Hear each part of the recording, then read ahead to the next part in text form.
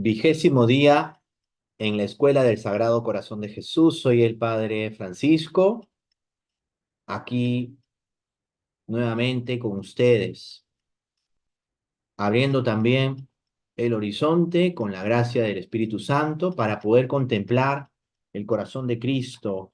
Y hoy toca descubrir los sentimientos del corazón de Jesús al ser entregado por Judas, preso y atado. Mirar la traición de Judas también implica descubrir cómo el Señor se muestra a nosotros, la altura con la que sobrelleva en su santa humanidad semejante ofensa y al mismo tiempo cómo el amor del Señor por sus discípulos es muy grande y en medio de todo esto lo que va a significar ser traicionado y vendido es lo más triste, ¿no? Lo más duro. Y por encima de todo eso, cómo el Señor se muestra a nosotros como el Dios del amor, el Dios de la bondad, el Dios de la misericordia, el Dios del perdón. No es que no sienta, no es que no haya sido tremenda la ofensa, sino que la gracia, el amor de Dios es más grande y su misericordia, que es su principal atributo, el atributo más excelente de Dios, se manifiesta también.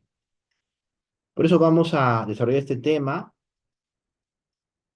siguiendo también lo que el Evangelio según San Juan, capítulo 18, con el que se inicia el relato de la pasión, nos comunica. Y ya que hemos querido tomar las meditaciones de San Enrique de Osó, también descubrir algunas expresiones con las que el santo describe a Judas. Hay cosas o expresiones o características que vale la pena también revisarlas en nosotros. No con miedo, no con temor, sino en plan de reconocer con humildad nuestras limitaciones y flaquezas. Que el Señor nos acompañe y hacemos la oración que todos los días dirigimos al Señor para iniciar este ejercicio espiritual. Viva Jesús, muera el pecado, sea por siempre alabado el corazón de Jesús sacramentado.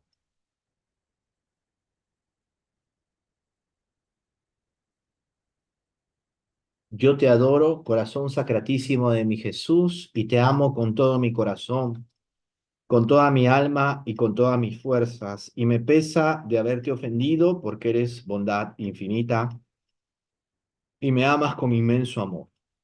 En ti, corazón sacratísimo, están reunidas todas las maravillas de la naturaleza, de la gracia y de la gloria. Todas las virtudes y dones esparcidos por todas las criaturas, todos los tesoros de la sabiduría, bondad, ternura y ciencia de Dios. Tú eres el huerto cerrado, el horno de fuego, el arca de Dios, la vara florida, el maná del cielo, la fuente de todas las gracias y consuelos, las delicias de la Beatísima Trinidad.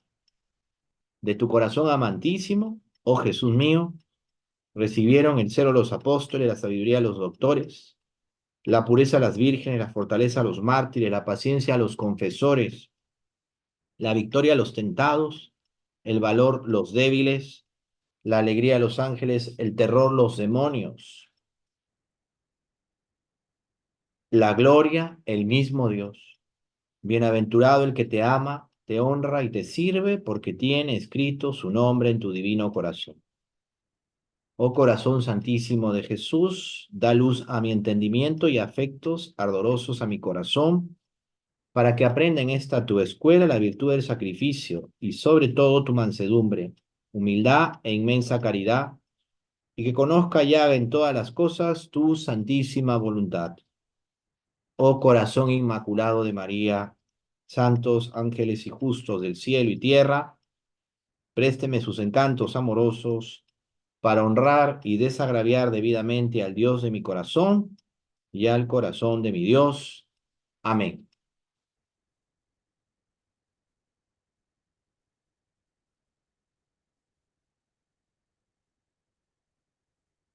En el texto del Evangelio, San Juan nos señala un detalle muy importante,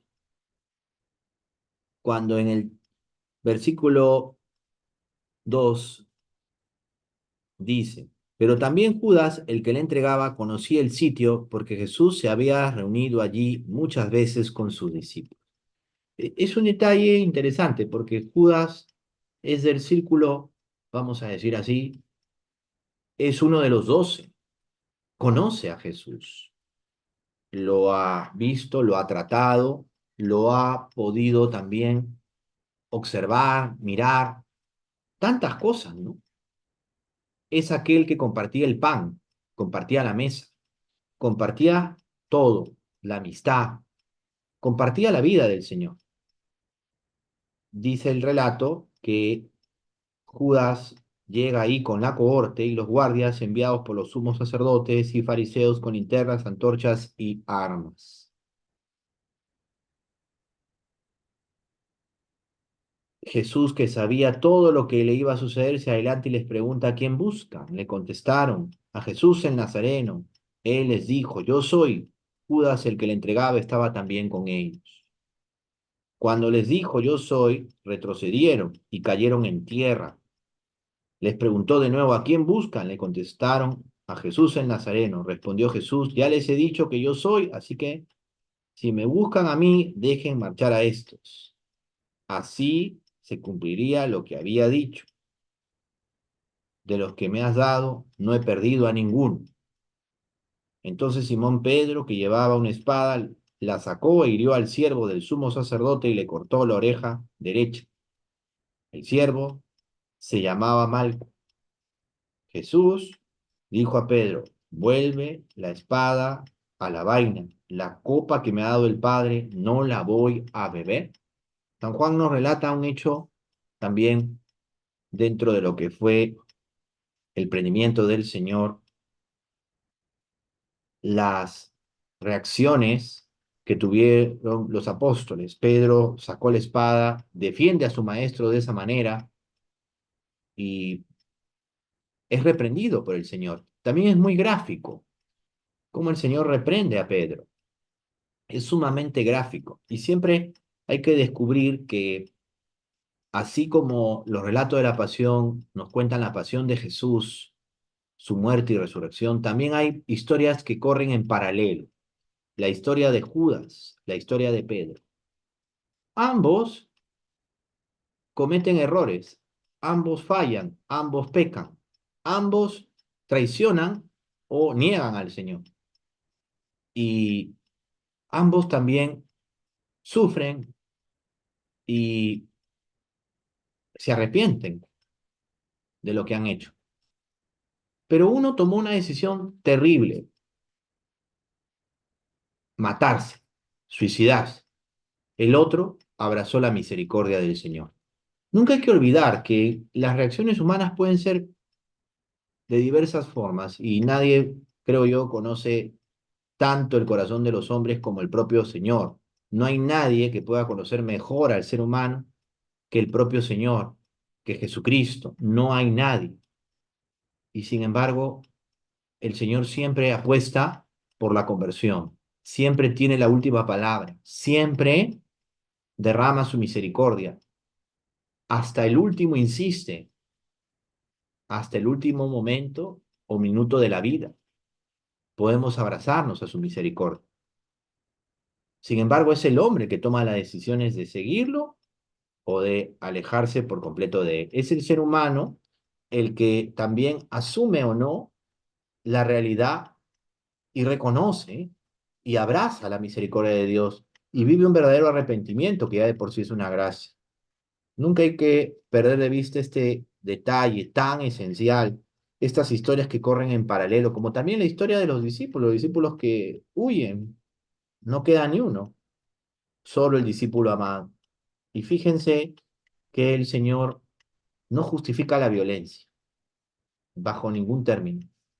Y la represión o reprensión, perdón, que le dirige a Pedro es muy gráfica. Este cáliz que yo he de beber, ¿lo voy a rechazar? Y es interesante cómo también en la vida La primera reacción puede ser violenta, puede ser muy primaria, puede ser muy agresiva, impulsiva, intrépida, pero no será la que el Señor quiere. Nunca la primera reacción debe ser, como quien dice, la violenta. Qué importante aprender hoy día del Señor. Y sobre todo el Señor mira más allá de los acontecimientos. Los acontecimientos humanos pueden ser muy injustos. Y vemos en la vida, pues, muchas situaciones en que inocentemente o no culpablemente se puede padecer muchas cosas. Situaciones en que todo se construye en base a medias verdades. La justicia en muchas realidades puede ser más bien un remedo terrible que no termina aclarando nada, o se mueve en base a poderes o a, vamos a decir así, mandos medios, y termina siendo pues realmente lo más absurdo y, y no se ve realmente un ejercicio de justicia auténtico, que busque al menos imitar en algo la justicia divina. Es un remedio, a veces se confunde con la venganza. ¿Cuántas realidades que vivimos han estancado regiones, países, naciones, han sido causa de la destrucción de muchas familias y sigue el mundo sufriendo muchos males, la delincuencia, las mafias, etcétera, etcétera, etcétera? Y la justicia a veces se ensaña con los que puede, entre comillas, pero no aclara ni ayuda ni defiende a nadie que realmente necesita ser defendido. Y es una situación terrible a nivel mundial. Qué pena que todo esto se siga dando. Por eso, ¿cuántas personas dicen, no puedo ver un noticiero porque me deprimo? Sobre todo por el sentimiento de impotencia de ver que nadie hace nada ante tantas situaciones. O que la justicia se confunde con venganza y puede ser que la justicia sea solo para ciertas situaciones, para ciertas, vamos a decir así, realidades y el resto, pues, qué pena, ¿no? No llegó a la repartición de justicia. Es una situación también terrible la que se vive actualmente. ¿Cuándo llegará el día en que realmente la justicia haga lo que tiene que hacer? Y es toda una situación muy, muy delicada a nivel mundial. En lo civil hay situaciones que realmente pues están llenas de corrupción y en todo ámbito. No podemos negarlo. Por eso la justicia no hay que confundirla con venganza. La justicia no está basada en intereses alternos. La justicia va más allá. Y por eso la actitud del Señor que reprende a Pedro, y lo reprende ante algo que sonó o nos hace ver la impulsividad de alguien que es llamado por el Señor. También esto ayuda a mirar a las personas contemplándolas como lo que son. No hay que canonizarlas en vida, no hay que endiosarlas. Pedro el apóstol, miren cómo se convierte, cómo ha reaccionado en la pasión y cómo después se convertirá. Es la acción de la gracia y eso también debemos mirarnos en nosotros. Por eso el Evangelio es muy auténtico porque no esconde los errores o limitaciones o fragilidades humanas de los apóstoles. Si el Señor hubiera querido, pues no sé, hacerse una gran propaganda, mediática o hacer un gran marketing, no hubiera puesto pues las negaciones de Pedro. ¿Cómo va a ser pues que uno de los discípulos del Señor lo traicione? Eso es un concepto pues equívoco, ¿no?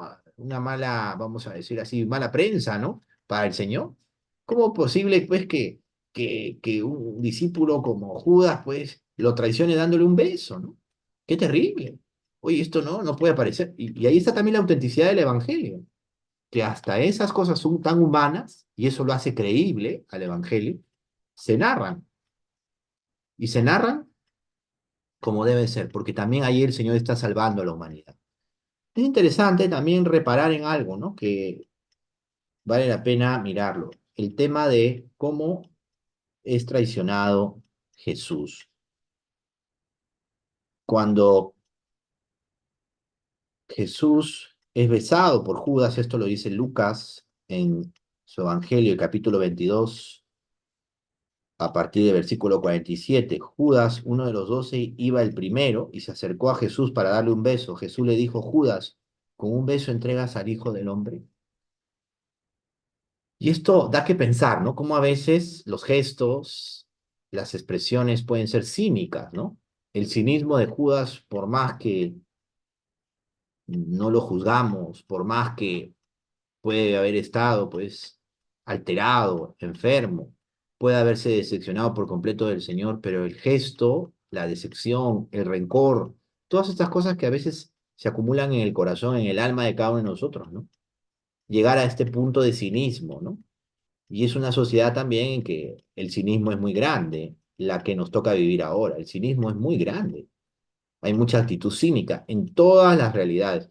No describo en el ámbito de la función pública, pero también en la función pública, cuando observamos autoridades, puede haber mucho cinismo en cómo dejan hacer o hacen las cosas. Tremendo cinismo, y eso a veces se confunde con una actitud política. Eso es a veces tan falso y causa tanta decepción y va mermando a la autoridad. ¿Qué tan, qué tan grande puede ser el cinismo? Las actitudes tan terribles que la humanidad sufre cuando las autoridades tienen que ser más ejemplares. Fíjense que hoy día también debemos reflexionar en eso. Y también el beso se ha banalizado tanto, es algo tan banal a veces, que, y no porque esté mal saludar o dar un beso a alguien, no es que esté mal, cuando es con respeto y a quien se debe y cómo se debe, pues qué bueno, ¿no? Y en cuántas sociedades, ¿no? En cuántas culturas el beso es una forma, un saludo. Y también nosotros en nuestra liturgia besamos el altar, besamos pues las imágenes, tenemos muchos gestos que simbolizan muchísimas cosas, respeto, amor, adoración, etcétera. Pero hay algo importante, no banalicemos el gesto. Y en esta sociedad, en el mundo actual, el beso está muy banalizado. Ya no significa nada. Y probablemente no ha significado nunca nada. ¿Por qué? Porque el ser humano puede llegar a ese punto, ¿no? De desvirtuarse, de solamente hacer algo externo y no realmente hacerlo con el corazón. Por eso Jesús le dice a Judas, con un beso traicionas a tu maestro. Es duro. Más que el reproche que Jesús le lanza a Judas, es por qué, o más que ir hacia la causa, es descubrir la consecuencia. Es decir, un beso que traiciona en realidad es la expresión del desamor que hay dentro de la persona, pero expresado, como quien dice, en algo que simplemente era por guardar las apariencias. O sea, en todo momento el Señor sabía que estaba siendo traicionado por Judas, y Judas actúa con cinismo. Y ese cinismo hace que también se desvirtúen muchas cosas en él. Él pierde muchísimas cosas. O sea, la traición también es la destrucción de la persona, en este caso de Judas. Y lo que le dice el Señor es una manera de hacerle ver, reacciona, pero la persona no reacciona. A veces el amor propio, el orgullo, el ego o el desquiciamiento al que se puede llegar por tantas cosas, porque recuerden que Judas vende al Señor.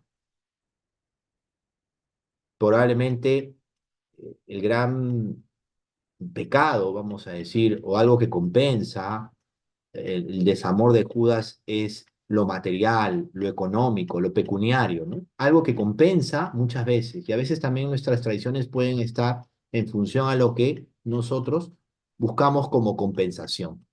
O sea, no es que lo traicionemos al Señor directamente, sino que estamos traicionándolo, compensándonos con el dinero o con un bienestar material o con algo que tal vez logramos, de cualquier manera no nos importa, porque total me siento mejor y por eso, qué terrible que en el corazón de Judas haya avaricia.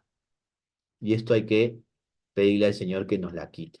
Podría resonar hoy una frase, la de Molière, ¿no? Si ustedes pudieron alguna vez leer la obra de Molière, El Avaro, ¿no? La famosa obra de Molière, una comedia teatral, El Avaro.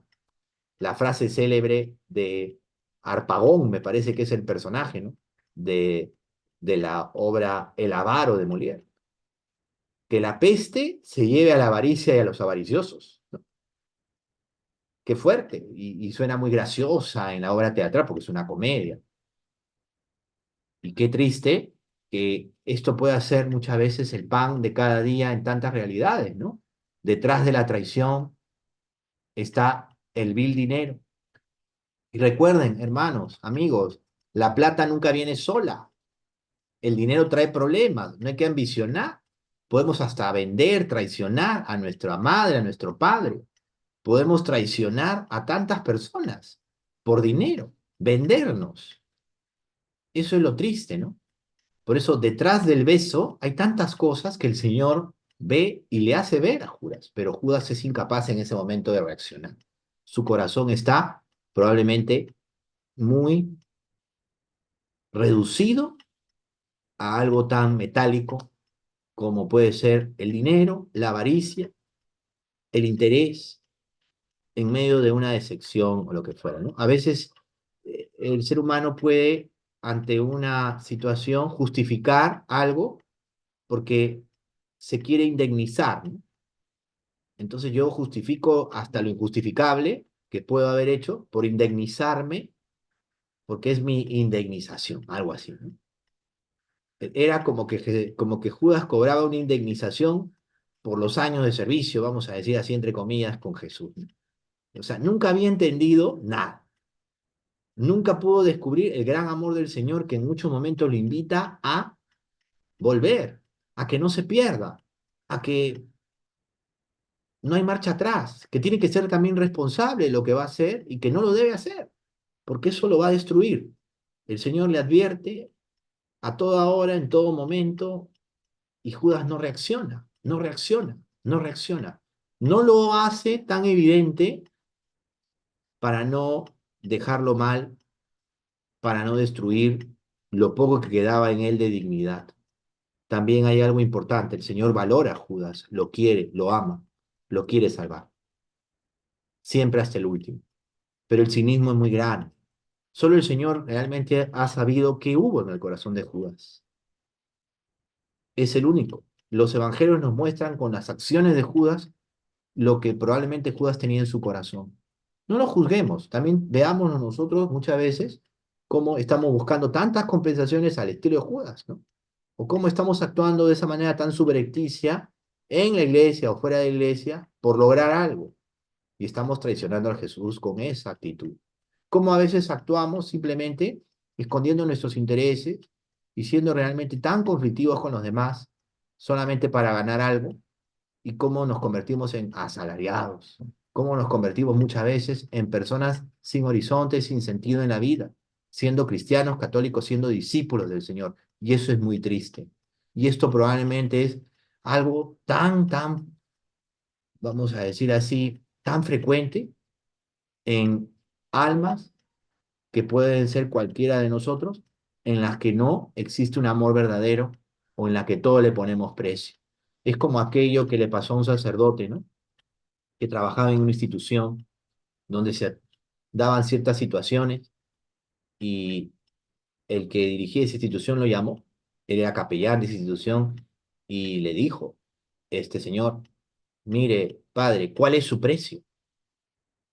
Entonces el padre se quedó impresionado, ¿no? Porque parece que todo se manejaba así. ¿Y qué creen que respondió este sacerdote? Algo muy cierto. Mi precio es la salvación de su alma, señor. A veces tenemos que tener también esas actitudes. Pero si nos dejamos comprar, es porque en el fondo nos pusimos en venta. Probablemente no estuvimos en el mejor momento. También eso sucede. Hay que respetarse, perdonarse, pero reaccionar. Y la llamada del Señor siempre tenemos que saber reconocerla, escuchar la voz y reaccionar. Esto no es lo que quiere Dios. Mi vida no puede ser tan materialista o parecerme realmente un hombre que busca compensaciones en todo. Y esto es algo que tenemos que revisar constantemente.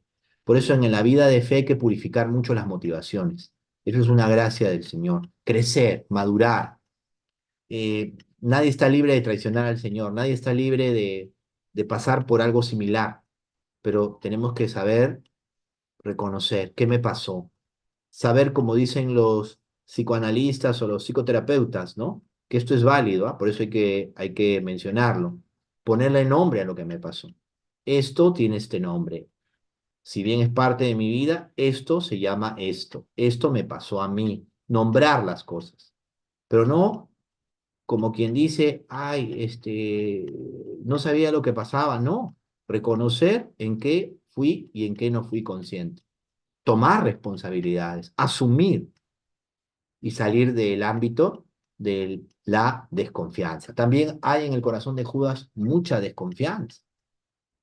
Probablemente él no supo confiar en alguien, no supo poner, digamos, en común lo que sufría, no supo reconocer su debilidad y decir, esto me pasa, esto siento. Y esto es muy importante. Y en el corazón de Jesús podríamos hoy día, con nuestras debilidades y problemas, con nuestras deficiencias y fragilidades, ponernos delante de un espejo y decir, Señor, tú eres ese espejo de mi alma, muéstrame qué me está pasando. ¿Qué me cuesta reconocer? ¿Qué me cuesta aceptar? ¿Cómo lo debo decir? También liberarse y decir, esto me pasa, esto me hace sentir mal, esto me decepciona o no entiendo de tu plan en mí. Saberlo poner en común y no hay que escandalizarse. ¿Cuánto bien hace un confesor, un director espiritual, una buena religiosa, un catequista, una buena pareja de esposos, un buen amigo que le diga al otro, no, esto no es? A Judas probablemente le faltó la valentía de decirlo, aunque realmente no lo sabemos. Qué distinta hubiera sido la historia si estos sacerdotes del Sanedrín, que compraron los servicios, entre comillas, de Judas, le hubieran dicho, no, no lo traiciones, no podemos prestarnos a esta infamia.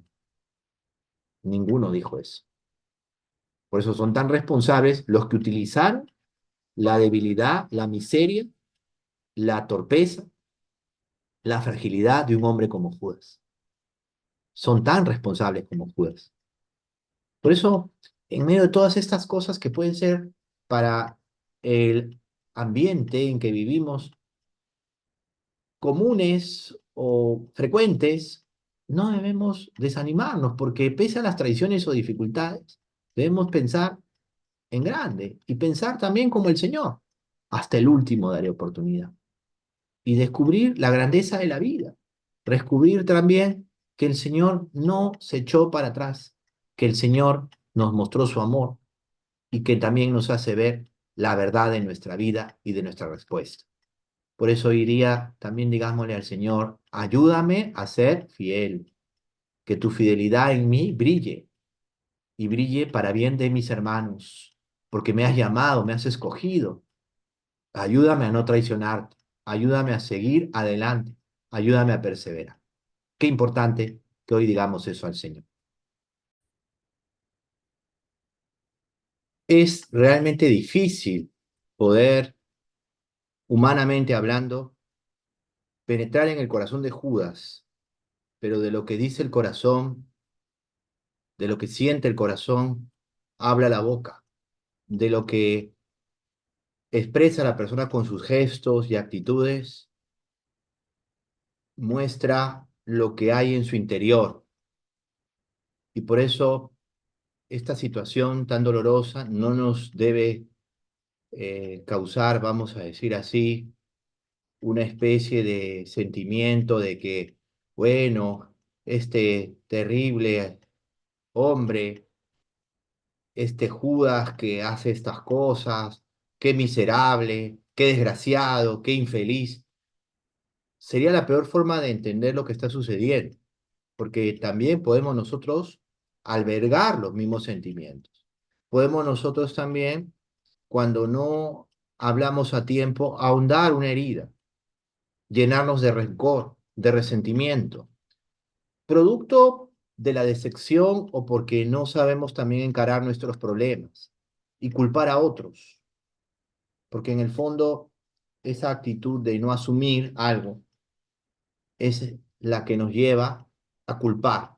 Hay teorías psicológicas, psicoanalíticas algunas, que pueden muchas veces por el mal manejo de las personas que las utilizan, disculparnos de todo, quitarnos cualquier responsabilidad o culpa, eximirnos de realidades o determinarnos de una manera que nos sintamos mejores que los demás porque hemos hecho una gran introspección y todo esto. La verdad, eso es muy equívoco, es muy erróneo, no es científico, no ayuda al crecimiento, a la madurez, a forjar a la persona humana, a modelar el carácter, a entender mejor la propia personalidad. Por eso es importante no caer en esto de decir, ay, este infeliz Judas, ay, este hombre, qué desgraciado, y nos quedamos mirando al apóstol, nos puede pasar como ustedes habrán visto en aquella película que cuenta la vida de Juan Pablo II, que empieza precisamente con una escena en que se retrata un Vía Crucis, muy típico, muy tradicional, propio del catolicismo en Polonia, ¿no? Y al final del Vía Crucis, de la escenificación del sacramental o autosacramental que se ha realizado, la gente va y busca al que hizo de Judas para pegarle, para golpearle, para... Y no es así. Esa película se llamó De un país lejano, creo que así se llamó. Y no es así, o sea, a veces podemos coger a Judas como el chivo expiatorio y no damos cuenta que también nosotros tenemos actitudes muchas veces en las que escondemos expresiones, escondemos realidades, no asumimos de una manera transparente nuestra vida. Y eso es terrible. Otra cosa es que digan de ti, o que hablen mal de ti, o que, bueno, esté chamuscado, vamos a decir así, por los medios audiovisuales o digitalmente, no sé, eso es otra cosa. Pero no hay que confundir esas realidades que a veces se sufren con alegría, con paciencia, con serenidad de alma, porque me importa más el juicio de Dios que el de los hombres, a esa actitud del que esconde, del que actúa subterráneamente, del que no sabe también encarar las cosas y en el fondo es falso, actúa con hipocresía, actúa con cinismo. ¿Y cuántas veces vemos esto? Y es triste y doloroso observar. Por eso el apóstol tiene que ser genuino en todo el sentido de la expresión. Cuesta, es difícil, es doloroso, pero el Señor lo hace en nosotros. Y también va a implicar todo esto, mirar ahora los sentimientos de Jesús. Ya hablamos de las historias que corren en paralelo y hemos dicho, pues bueno, que el corazón de Pedro también está probablemente en una situación difícil, cae en una tremenda crisis, niega al maestro, pero reacciona, se arrepiente, se convierte, abrazó la misericordia. Judas, en una situación similar, se fue por otro camino y termina autodestruyéndose, como si se solucionaran las cosas así. Pero a veces el hombre se equivoca. No lo juzguemos, sino mirémonos también en ellos, porque como dice aquel viejo refrán que nos lo repetían mucho los confesores, los directores espirituales, los formadores en el seminario, ¿no? Cuando ves a tu hermano sus barbas remojar, tú también ponlas en remojo. Estamos muchas veces mirando alrededor a ver quién se equivoca más, quién está más sucio que yo, y no nos miramos a nosotros mismos. Y eso es terrible y doloroso. Ver que nadie se mira, que nadie se contempla y nadie se reconoce. Y por eso no podemos entender los sentimientos de Cristo, que son pura luz, pura transparencia, puro amor hacia nosotros. Por eso el día de hoy vale la pena mirarnos, ¿no? Y por eso el ejemplo, o más bien la petición que se hacía era, Jesús mío, dame a conocer los sentimientos de tu corazón adorable en este paso. Y por eso vamos a entrar un poquito donde San Enrique de Ossó nos dirige con su meditación para admirar el amor solícito de Cristo, ¿no? Un amor que es para todos nosotros sentimientos de franqueza, sentimientos de entrega, sentimientos de compasión, de misericordia, de amor por nosotros, sentimientos también que se transforman en actos concretos, ¿no? En actos concretos, actos realmente de amor y entrega, porque realmente, hermanos, lo que estamos observando en nuestra actualidad, en nuestro hoy, es que muchas veces no estamos realmente identificándonos con los sentimientos de Cristo. Y esto implica, además, contemplar cada día la pasión de Cristo, mirar la cruz, obtener fuerzas, pedirle al Señor que nos rescate de tanta indiferencia, descubrir que el Señor no se presenta, como dice San Enrique de Ossó, como el león de Judá, sino como el cordero que va a dar la vida para la salvación del mundo, el cordero de Dios. El Señor se presenta desarmado en manos de los pecadores, se presenta indefenso, siendo inocente, por salvarnos. Y es realmente el Cristo que ha sido vendido, traicionado, atado y maltratado. Yo recuerdo una expresión del diario de Santa María Faustina del Santísimo Sacramento, Santa María Faustina Kowalska. No recuerdo exactamente el numeral en que Santa María Faustina contempla al Señor que es flagelado, primero flagelado por unos soldados romanos, luego empieza a ser flagelado por una serie de personas que no son los soldados romanos, que son precisamente clérigos, sacerdotes, obispos, cardenales, va viendo todo esto. Y va viendo también que otros fieles laicos empiezan a flagelar al Señor. Y Jesús le dice a Santa María Faustina, mira, me duelen más los latigazos de los fieles de mi iglesia que los que me dieron en la pasión. Es cierto, a veces realmente nosotros no hemos descubierto que tenemos que dar la talla, tenemos que saber también guardar la paz, no perderla en cualquier realidad, saber también guardar la serenidad, saber enfrentar los problemas con alegría, saber perdonar, sobre todo si ya las personas a las que tenemos que perdonar ya murieron. Saber decir, Señor, no les tengas en cuenta este pecado, voy a reparar por ellos, o esto que me hicieron, o sentí que me hicieron, bueno, voy a pedir perdón por ellos, voy a perdonarlos de corazón, no se lo tengas en cuenta. Y si algo hicimos y no podemos reparar con esa persona, hacerlo con otro con el que sí podemos reparar. Y eso es lo que agrada a Cristo. Y es en realidad un momento en que debemos ganar, obtener una ganancia muy espiritual. Por eso vamos a hacer la jaculatoria que nos acompaña en este tiempo, en este día de contemplación del corazón de Jesús entregado por Judas, preso y atado. Realmente la ejaculatoria expresa muchísimo más de lo que puedo yo explicar. Más causa en mí tal pasión, ver a Dios mi prisionero, que muero porque no muero. O sea, Jesús se somete a todo esto por amor a nosotros y debemos también darle aquello que Él necesita. La práctica de hoy, yo diría, mirar cómo podemos construir donde otro ha derribado. Nos puede tocar esas experiencias en la vida pastoral de la iglesia. ¿Cómo podemos también edificar donde otro no lo ha hecho? Porque creyó que tal vez era mejor esa situación. Y esto implica siempre tener con el pasado gratitud, porque a veces podemos llegar a un lugar y pensar que con nosotros comienza la historia. Sentirnos el Mesías, sentirnos el Salvador, y no. El Salvador pasa con humildad por esta tierra, con mansedumbre de corazón y no alardea. Y no podemos nosotros descubrir que realmente empezó todo cuando llegamos, cuando en realidad no.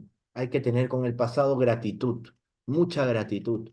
Hasta con nuestro pasado, si estamos ahora encaminados, sintiéndonos más en paz, gratitud, porque ese pasado ha servido para que ahora descubramos la vida. Si hay que arrepentirse bien y siempre con la gracia del Señor y descubrir caminos de misericordia, caminos de reconciliación, caminos de paz. No entrar por los caminos del ser humano que muchas veces se hace centro de todo y no reconoce nada. No, no es el camino nos lo traza el Señor y por eso mirar también nuestras realidades, dificultades, ¿no? Nuestros sentimientos que muchas veces están heridos o maltratados, sentimientos que pueden estar encontrados y llenos de expresiones que no son cristianas, que no son realmente genuinas, porque estamos heridos. Reconocer nuestras heridas, reconocer también que no debemos maltratar a nadie, que debemos aprender a descubrir un camino. A veces en la vida pastoral de la iglesia, qué difícil es ejercer autoridad, ¿no? Qué difícil es cuando alguien se engríe también con el cariño del otro. Y cómo a veces podemos ver que se maltratan los sentimientos del otro y se trapea el piso con los sentimientos del otro. Desterrar de nosotros ese aire manipulador, como a veces nuestra inmadurez afectiva hace que seamos muy manipuladores con los demás, más aún si tenemos responsabilidades o una misión en la iglesia. No debemos abusar de ese poder, al contrario, ser servidores, mansos y humildes de corazón. Nunca abusar de nuestra autoridad, nunca abusar, aunque no haya abuso de autoridad, sino del poder, ¿no? No hay que caer en ese abuso de poder, no manipular, no engreírse con el aprecio, el cariño del otro, siempre ser agradecidos. Por eso la gratitud edifica mucho a las personas. Esa es una práctica muy, muy constante, muy, muy admirable. Dije constante, pero en realidad es una práctica realmente muy admirable en todo aspecto y constante porque debemos hacerla a cada rato. Nunca dejemos de agradecer, agradecer al Señor y comportarnos como siervos, como lo que somos, pues, humildes instrumentos, siervos inútiles. Esa es una práctica muy buena, agradecer, agradecer por todo, no engreírnos con el cariño, con el afecto sano que nos puedan prodigar. Al contrario, agradecer también ese afecto y ayudar al otro a crecer en el afecto, un afecto libre y sano. Es una práctica muy hermosa. No apropiarse de las personas, no somos dueños de la gente. También es otra práctica hermosa, la libertad de espíritu, la generosidad, el desprendimiento. Todo esto nace de un corazón que ama como Jesús, que al ser herido, humillado, calumniado, despreciado, atado, como dice San Enrique de Osorno en su meditación, nos ama y nos muestra la humildad de su corazón. Hoy día habría que pedirle al Señor esa, vamos a decir así, esa práctica que podamos tenerla siempre presente en nuestra vida. Que nuestra Madre la Virgen nos acompañe, nos anime, a ella acudimos, sabemos que no nos abandona. Vale la pena mirar a María en un momento como este y preguntarnos, ¿qué estaría haciendo la Virgen mientras el Señor era traicionado por Judas, negado por Pedro? La Virgen estaría orando por ellos, viendo el sufrir de su Hijo, viendo también que el Señor, que su Hijo salvaba a la humanidad. Habría que pedirle a la Virgen que nos dé esa expresión de amor y de fe, de no mirar lo negativo, aún en cosas tan duras y difíciles, saber comprender, perdonar.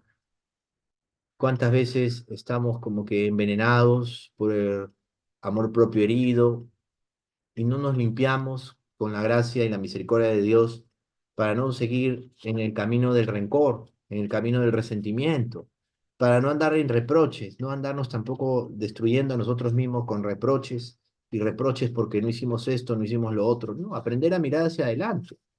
Decía el padre Ignacio Larrañaga que una de las cosas que en una entrevista que le hicieron un sacerdote hace muchos años, que una de las cosas que él había querido enseñar a la gente es a sobrellevar el sufrimiento desde Cristo.